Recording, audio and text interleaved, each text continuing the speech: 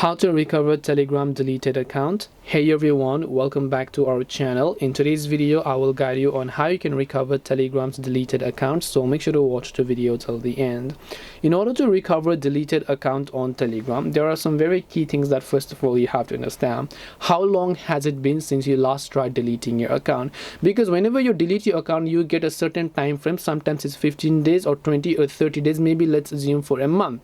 If it's only within a month that you have deleted your account and now you have decided that you want to recover it, it's not been over 30 days, let's say for example, you can actually still gain access to your account. But if it has been over a month, then unfortunately there is no way to recover your account. So if you happen to delete your account yesterday or day before yesterday or a week before that, you can still recover it because Telegram is not going to permanently delete it until a month.